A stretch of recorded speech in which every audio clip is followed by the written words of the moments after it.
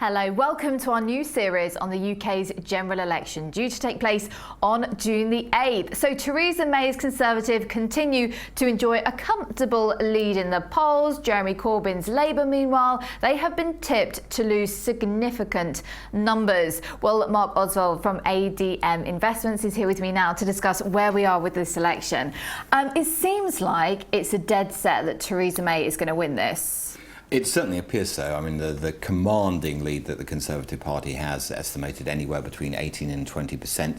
And indeed, the local elections, which we had overnight, seeing the Conservatives making significant gains in terms of the amount of council seats, while Labour lost, and even the Lib Dems have lost, all point to a fairly big victory for Theresa May in June.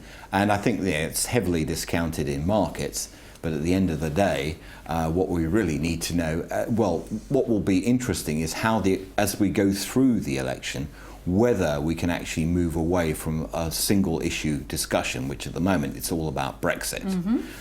Does it give her a stronger position then? It would in theory, yes, and it would certainly allow her to ignore the very far right of the Conservative Party, who might be quite disruptive. And make demands for a very hard Brexit, which people really don't like the look of. As soon as you say that, the markets plummet. Yes, exactly. I mean, there is a fear that it would be very hard, and perhaps there might not be any agreement at all, which would be very, very negative. But she said no agreement's better than a bad agreement. Do you agree with that?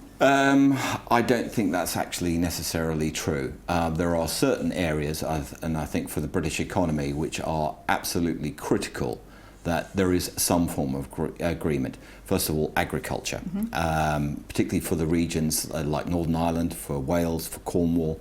The motor sector. Extraordinarily important given the amount of foreign producers that are in the UK. Basically, pretty much every car made in the UK is made by a foreign producer. If they feel like the terms for exporting to Europe from the UK are really going to be rather unfavourable, that could have a very damaging consequence. And what do you think about this beating of chests this week that we've had between the UK and the EU leaders? I suppose it was, to a certain degree, inevitable, given the long history of tensions between the UK and Brussels particularly. It's to be hoped that David Davis, the Brexit Secretary, can instill some calm in the situation. He was certainly very calm when he spoke on Wednesday. He was trying to talk a lot of sense about, look, let's just sit down and talk about this rather than confronting each other with demands about you need to do this and we need to do that and we want this. So it's really how it's run diplomatically. The real problem here in the UK is the UK has ceded a lot of its trade negotiations to Brussels when it joined the EU, because it's a bloc. So there's a certain degree of lack of experience, and that could prove to be rather worrying, particularly if Mrs May feels like her hand's been strengthened with a big election win and she starts to think that gives her a stronger bargaining position. It doesn't really make any difference to her bargaining position, because it's really about everyone's, people trying to reach a compromise about which is in the collective best interest. And that's exactly what the EU's point is, isn't it? Actually, this election isn't going to change our negotiating. A deal is a deal. Do you think a divorce is ever amicable? I think it can be. I don't see why not. There's a long, Britain has always had a long history of relationship with Europe.